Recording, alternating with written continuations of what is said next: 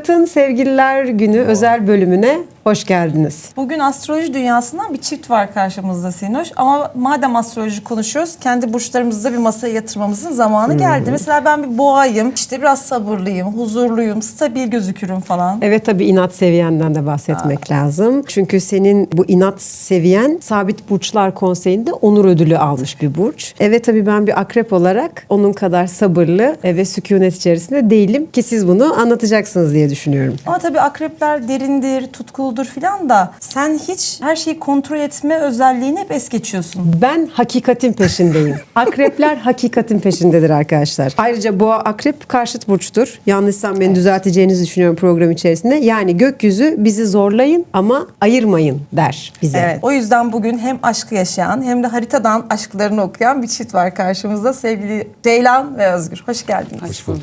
Arkadaşlar, kat başlamadan önce şunu söylemek isterim. Yıldızlar uygun. Boğa ve akrep ateşkes ilan etti. Dolayısıyla bu ateşkes çerçevesi içerisinde programı başlatmak benim için bir zafer nişanesidir. Hoş geldiniz. Hoş bulduk. Biz soralım, onlar cevaplasın. Çok hakimler, evet. Ama akreple boğa zaten tamamen bir bütünü oluştururlar. Ayrı zaten yapamazlar yani. Tamamlanmak demek. İşte yani o yüzden- karşıttan gelen bir tamamlanma hali. O yüzden Sevgililer Günü'nde yine sevgili partnerim bu sefer artık kızıldan sarıya çalan saçlarıyla yönetmenim ikaz etti. Artık o kızıl dev değil dedi. Sarı saçlarından suçlu bir güzel prenses dedi. Sevgililer Günü özel programımıza başlıyoruz. Efendim, tekrar hoş geldiniz. İlk sorumuza başlamak isteriz, sizin için de uygunsa. Birbirinize aşık olduğunuzu anladığınız an gökyüzünde hangi gezegen size bu sinyali verir? Yani gökyüzü o sırada size, o gün size ne diyor olabilir? Şöyle, bizim tanıştığımız 30 Ağustos 2017 tarihinde Ay Yay burcundaydı. Aslında bir maceraya girişmek için başladığımız yolculuk Satürn'ün kavuşmasıyla nasıl düzen kurarız, bundan sonra ne yaparız, hayatımızı beraber nasıl bir bütün haline getiririz gibi bir etkiye sahipti. Macerayla başlamıştık, biraz heyecan yaratırız dedik ama o Satürn kavuşumuyla biz bir aile olduk ve bundan sonraki hayatımızı da Satürn'ün etkisiyle şekillendirdik. Sizin burçlarınız neydi bu arada? Benim balık. Başak. Başak. Karşıt. Siz zaten boğa ve ben zaten. Akrep. Şu anda peki kartlar nasıl dağıtıldı? Şöyle 2 su grubumuz var, 2 toprak grubumuz var. Güzel. Evet. Ve ne yaptık? Burada birimiz mantığını ve duygularını, yani bir taraf mantığını kullanıyor, bir taraf da duygularını kullanıyor. Ve akışı iki taraf şekillendiriyor yani. Siz su gibi akıtırken biz de orada sabitliyoruz olayları, konuları. Bir aşkın doğum haritası çıkartılsa sizinkinde hangi gezegen hakim olurdu? Tutulma mı vardır, kavuşum mu vardır? Bizde Venüs etkiliydi bizim haritamızda. Yani ikimizin haritasına baktığımız zaman da. Tutulmalar da 6 aylık bir süreci temsil ettiği için bence bizim ilişkimiz tutulma. Tutulmadan sonra şekillenen bir aşk aslında. Tutulma çünkü 6 aya yayıldığı için Venüs ağırlıklı bir geçişimiz vardı. Tutulma deriz. 38'de gelince bana kavuşum gibi geldi ama neyse. Sizce aşk bir Venüs işi mi yoksa Mars'tan cesaret alan bir kavram mı? Yani bu doğrultuda aşkı bir burçla tarif edecek olsanız bu burç hangisi olurdu? Astrolojide en aşk dediğimiz zaman akla gelen burç terazi ve balıktır. Ama Venüs etkiliyken de böyle oturduğun yerden Venüs olmuyor. Yani ben seni seviyorum da olmuyor. Biraz da Mars işidir. Harekete geçmek gerekir. Yani oturuyorum, seni seviyorum ama oturuyorum. Hiçbir şey yapmıyorum. Biraz Mars hareketidir aslında yani. Sadece Venüs'le olmuyor. Aynı zamanda ayın verdiği bir duygu aktarımı da var. O ayı da kullanmazsan olmuyor. Hem Venüs hem biraz Mars, biraz da Ay'dır. Romantizmin gezegeni ben bildiğim kadarıyla Venüs. Yani benim de gezegenim Venüs diyebiliyorum ama çok romantik olduğumu söyleyemeyeceğim bu durumda. Romantizmin gezegeni Venüs retroya girdiğinde tüm ilişkiler test mi edilir yoksa sadece sabırsız burçlar mı? Tüm ilişkiler test edilir aslında.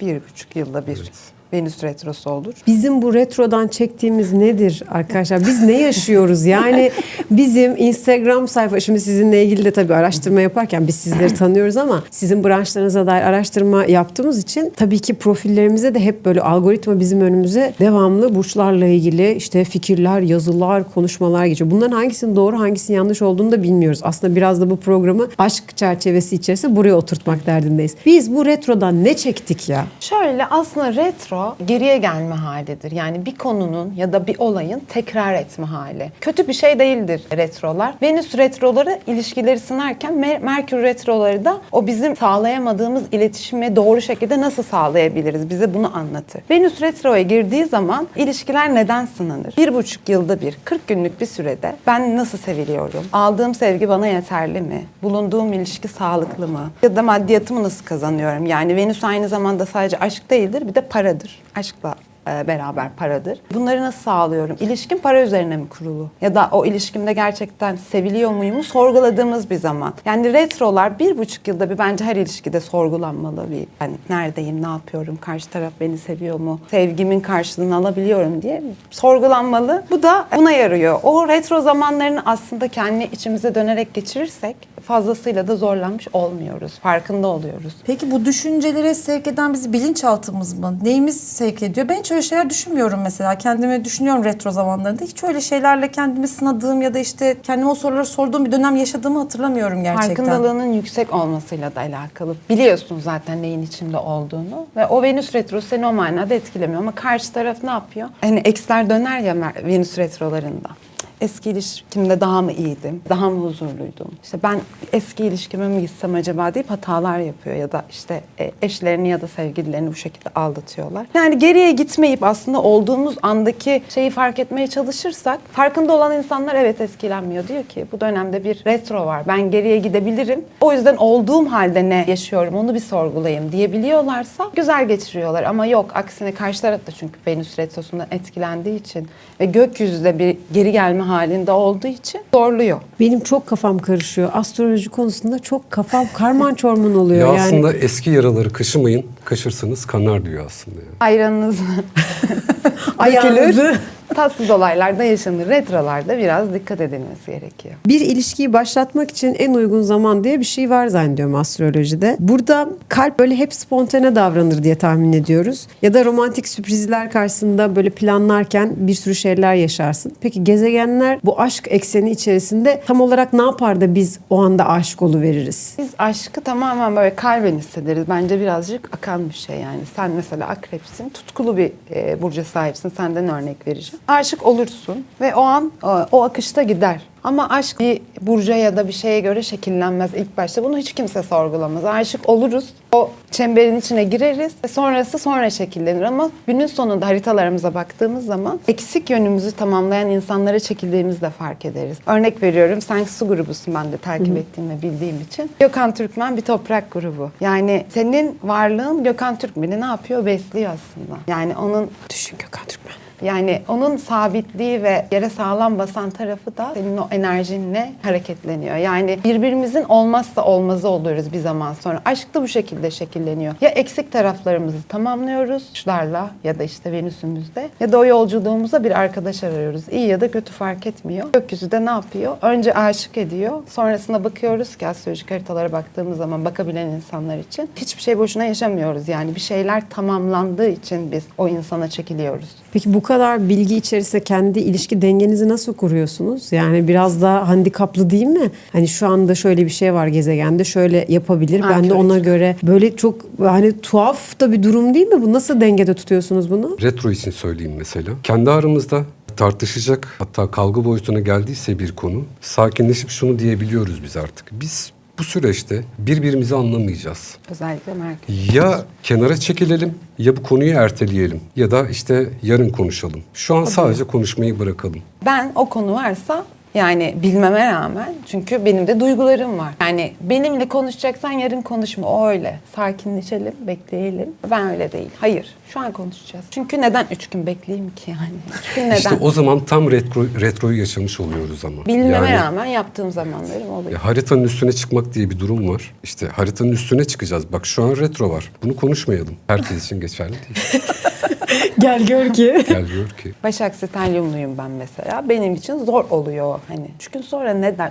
3 günü neden geçireceğiz ki 3 gün? Peki o 3 günü affedersiniz de o 3 günü siz o sakinlikle geçirebiliyorsunuz herhalde. Yani Ben 3 bırakılsa ayda izin geçiririm. verilse. Haksızsam hele ki. O zaman astrolojiyi bir enstrüman olarak mı kullanıyoruz burada? Aslında enstrüman olarak kullanan aslında Ceylan. Ben bu işin mağduruyum. Öyle yani. İnanılmaz. Biraz güldük.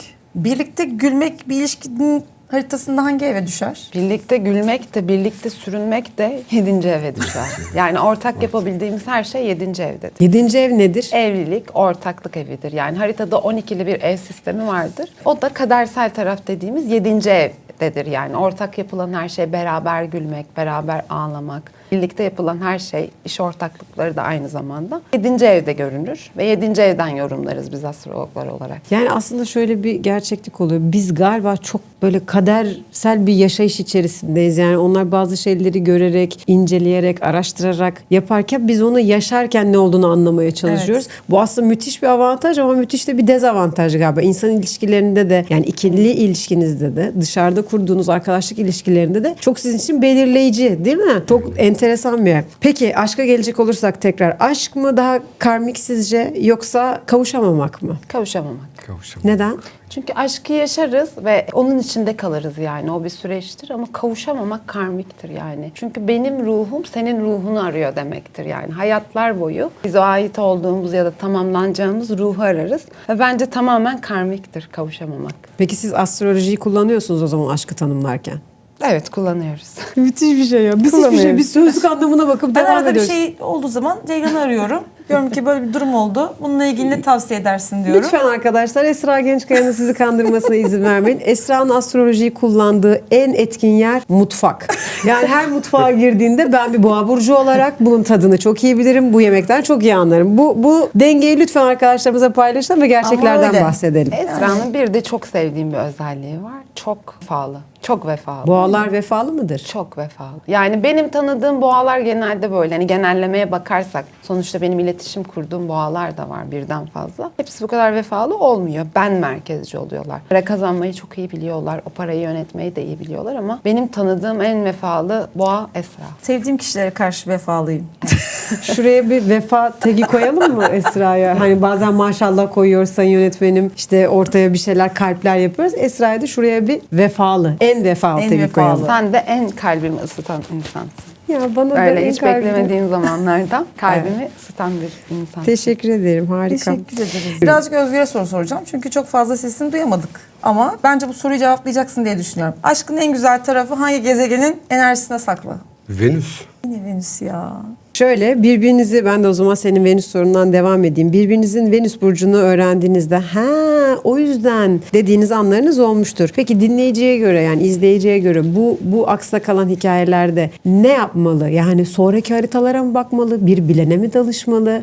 Gibi bir MFÖ şarkısına da bağladığım gibi oldu. Buradan da selam göndermek isterim. Ne yapmalı? Ya bir bilene danışılmalı. Evet ama dediğim gibi bazı durumlarda bilmeden giriyoruz bir yolculuğa. Benim Venüs'üm örnek olarak söylüyorum. Terazi burcunda ve çok rahat ettiği bir burçta. Özgür'ün de Venüs'ü yüceldiği bir burçta, balık burcunda. Ben adil olmayı, işte dengede olmayı seven bir yapıdayım. Yani benim için sevme şekli bana adil davranıyorsa, benimle uyumluysa, benim dengemi pek fazla bozmuyorsa bu insan beni seviyordur bakış açısı. Özgür'ün balık ve 6. evinde, hizmet evinde. Şimdi bak, onun Venüs'ü terazide, benim balıkta. Onun en iyi yerde, benim yüceldiği yerde. Yani hayat bizi öyle bir noktaya getirmiş ki, ya bizim şöyle bir evliliğimiz var aslında. Örnek söylüyorum, çocuğa bakıyor değil mi? Biraz yorulduğunu hissediyorum. Tamam canım, gerisini ben hallederim. Ya benim hayat amacım Venüs'ümün 6. evde ve balıkta olmasından dolayı hayat amacım sanki Ceylan'ı tamamen rahat ettirmek üzerine kurulmuş. Böyle bir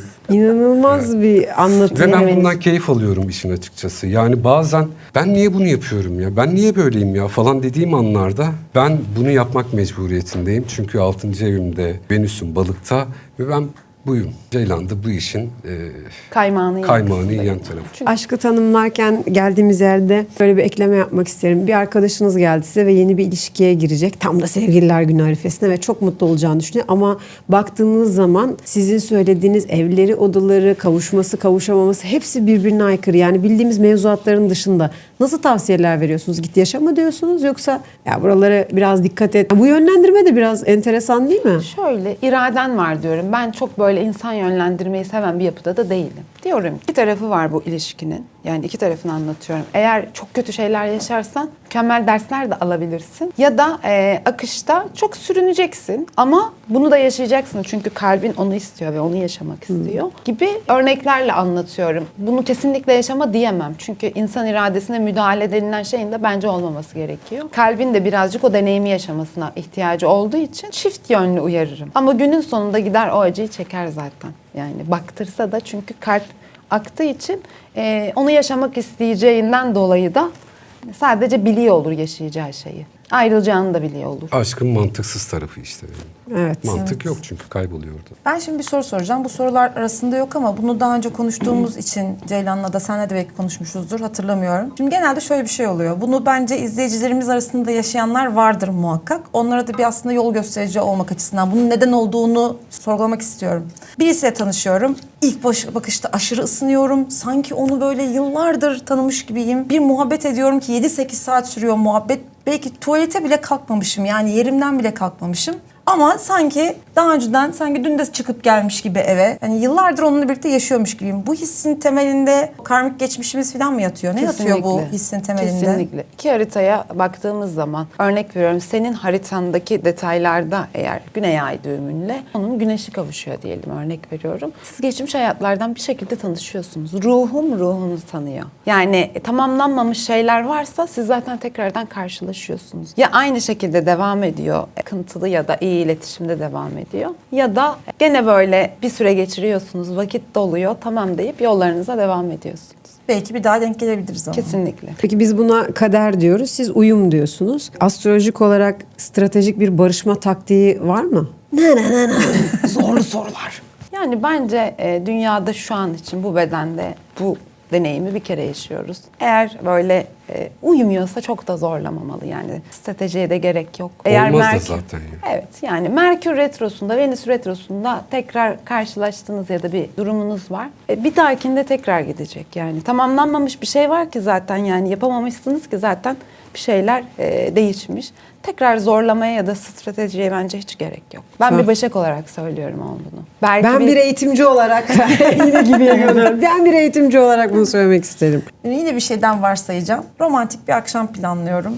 İşte bir erkek arkadaşım var diyelim. Ama işte Merkür'dür, Mars'tır, bir retrodayız ve durum çıkılamaz bir halde. Ben bu işin içinden nasıl çıkacağım? Bence gidilmemeli. Yani O akşamı da yapmıyorum yani. Ama neden gidilmemeli? Çıktın yola, hop teker patladı. Yemeğe geç kaldın. Bir gerildin zaten. O da olmadı, arkadan biri çarptı, yine yemeğe geç kaldın. Gittin oturdun, gerginsin. O romantik akşam yemeğinin konusu da sapmış oldu. Ben retrolarda pek fazla böyle sosyal aktivite ya da romantik ilişki önermiyorum. Yani hiçbir şey olmasa bile bir şey oluyor. Biz bayağı bodoslama Biz yaşıyoruz bunu ya. nasıl yapacağız? Bence akışta kalınmalı. Yani Balığa göre de evet. bence Farklı akışta bir yorum. kalınmalı. Yani gidilmesi gerekiyorsa gidilmeli. Çünkü ya teker patlıyorsa da, eğer birlikte bir şeyler yapılabiliyorsa, bu da onlar için bir sınavdır Teker zaten. patlayınca öyle tepkiler veriyorsun.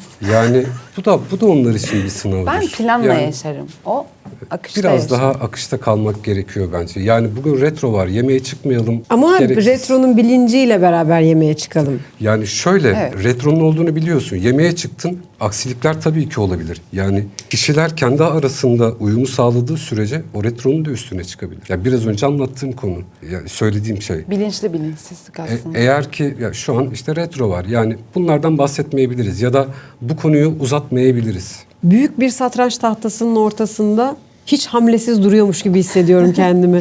Hiç böyle şeylerle ilgili bilgim olmuyor olmasının, sadece Akrep Burcu olduğumu biliyor olduğumun gerçeği dışında hiçbir şey bilmiyorum. Senin de hislerin var mı? Hiç Benim ihtiyacın evet yok. hislerim var. Evet. ihtiyacın Akreplerin hisleri var değil mi? Evet, Altıncı evet. hisleri. Görünmeyeni görürler. Görürler. Görünmeyeni Bir akrep sezgiseldir zaten. Peki böyle kısaca böyle burçlarla ilgili tek birer cümlelik bir şey söyleyecek olsak, en net anlatımla ama birer cümle. Şöyle bir geçseniz bize, ne dersiniz? Akrep deyince aklıma ilk gelen dosta güven, düşmana korku verendir.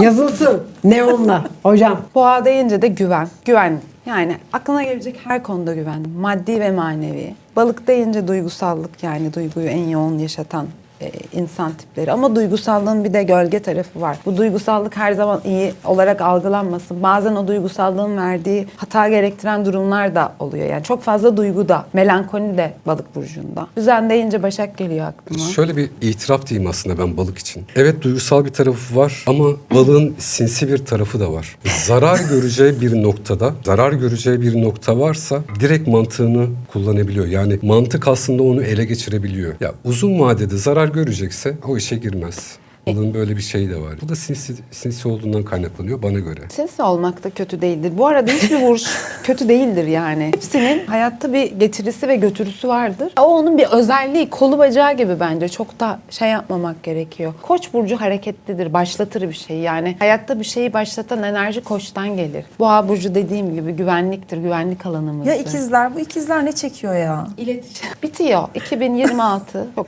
rahat ikizler burcu için. İnşallah. Çok etrafımızda ikizler var ya. Evet, çok zorlandılar. 2025 özellikle Ama çok zor insanlar ya. Aslında zor değiller. Anlaşılması zor. Yani kafa o kadar fazla çalışıyor ki böyle çift taraflı bakıyorlar. Zekiler aslında çok fazla ve çok konuşmayı seviyorlar. Dışarıdan böyle kötü bir burçmuş gibi yorumlanıyor. Bence kötü bir burç değil. Olayları çift taraflı bakabilmek bence büyük yetenek. Yani tek bir noktadan bakmamak. Bence ikizler hayatta böyle iletişim kurularak yapılan bütün her şeyde olmak zorundalar. Yani onlar olmazsa olmazlar. Çünkü ben olaya tek bir taraftan baktım, o başka bir taraftan yakalayıp o olayın akışını sağlıyor. İkizlerden sonra Yengeç burcu. Yani iyiler, duygusallar, anaçlar ama bir tarafları çok tehlikeli. Yani araştırmalara göre en iyi seri katiller Yengeç burçlarından çıkar. O yüzden Yengeç burçlarına da birazcık dikkat etmek gerekiyor bu açıdan. Yani iyilerdir, anaçlar, anne şefkatiyle yaklaşırlar ama ben bir Yengeç burcuna ya da haritasında ayı Yengeç burcu olan insana böyle yalan söylenmemesi ya da arkasının iş çevrilmemesi gerektiğini Özgür'ün ayı Yengeç olduğu için çok Benim de yakından da yükselenim deneyimledim. Yengeç. Evet, fark edilir yani. Çok ince ince işlerler konuları. Hiç fark edilmez yaptıkları. Aslan sahnededir hep. Yani aslanın varlığı sahnede olmak. Yani bizim sanatla alakalı ya da sanatsal konularla alakalı gördüğümüz her şey aslandan gelir. Aslan öğretir ya da haritasında aslan yerleşimi olan insanlar öğretir. Başak hizmet eder. Ve ben. Düzenler. Ben. Hizmet eder, detaylandırır. Sever yani böyle. Aile olur, ayakları yere sağlam basar. Kötü tarafı vardır. Çok detaycıdır. Yani o detayları düşünmekten hayatına devam edemez. Yani sürekli kafada o detaylar vardır. Yani onu seni seviyorum deyip çıkamazsın onunla yola. Yani sevdiğini bir şekilde göstermen lazım. Yani hizmet ederek göstermen lazım. Ya da detaylarla sevdiğini anlatman lazım. Terazi, dengesizlikten gelen denge. Dengeyi arayan dengesizler de teraziler oluyor. Aslında bu da kötü değil yani. Onlar sürekli dengede kalma haline gelmek için dengeyi şaşırıyor. Sonrasında Akrep burcu söyledim. Dosta güven, düşmana korku veren bir yapısı var. Ben severim akrepleri. Yani öyle böyle değillerdir, netlerdir ve hisleri kuvvetlidir. Yapılanı, yapılacak olanı bilirler. Yay burcu var. Yay da özgürdür, özgürlüğü tanımlar bize. Yani özgür olmak ne demek? Bir yerde sabit kalmamak ne demek bunu anlatır. Oğlaklar çalışkandır ama bir şeylere geç sahip olurlar. Çünkü olgun bir kişiliğe sahip oldukları için. Kovalar özgürdür. Özgürlüğünü ilan ederler ve bir kalıbın içine sığmazlar. Balıkları anlattım. Yaşıyorum da zaten. Evet. Yaşıyorum da zaten. Süper. Ağzına sağlık. Teşekkür ederiz. Çok Rica ederim. yani her şeyi yakalamaya çalışıp bazı şeyleri çok es geçtiğimi fark ettim. Bundan sonra astrolojiyle ilgili biraz daha fikir ve bilgi sahibi olmak istiyorum. Kapınızı biraz daha fazla çalmak Evet. istiyorum. Galiba Evet. çok palas pandıras yaşıyoruz. Peki ben bir şey daha sormak istiyorum. Sor. 2025 bitti mi şimdi? Artık geride bıraktık mı Evet, biz bitti 2025'i? artık, rahat. 2026'da bizi neler bekliyor? 2026 geçen 2025'i unutturacak kadar güzel bence. Yani Türkiye olarak kolektif alanda tabii ki de bir şeyler yaşayacağız. Her zaman mükemmel şeyler olmayacak. Ama böyle Satürn balıktan çıktığımız için Satürn Koç enerjisine geleceğiz.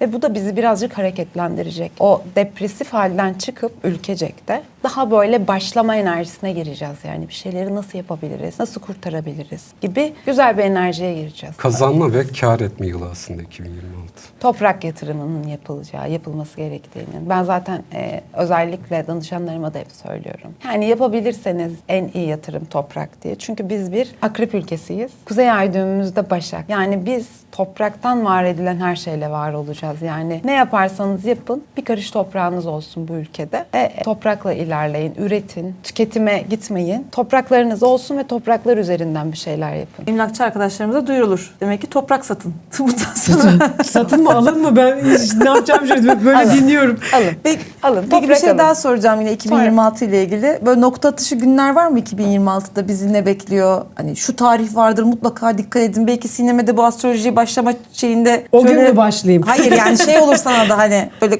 kulağının arkasında bir not olur. Tamam. Akrep Burcu'nda bir Venüs Retrosu olacak. Parasal konular mesela. 3 Ekim'de başlayacak. 40 gün kadar sürecek. O döneme dikkat edin parasal 3 konular. Ekim 2026 3 Ekim duy sesimi. Bakın nelere dikkat ediyorum şimdi. Evet. Beni O izleyin. zamanlar böyle maddi konuları gözden geçirin. Maddi harcamalarınıza dikkat edin. Yarım bıraktığınız bir şey varsa tamamlayın. Akrep burcu olduğunuz için söylüyorum. Retro, Venüs retro, Güneş'teki uyuşum yaptı. İyi bir etkide. Yatırım yapın o zamanlarda. Ki bereketi olsun gibi. Akrepler için özel hazırladığımız bu bölüme hoş geldiniz.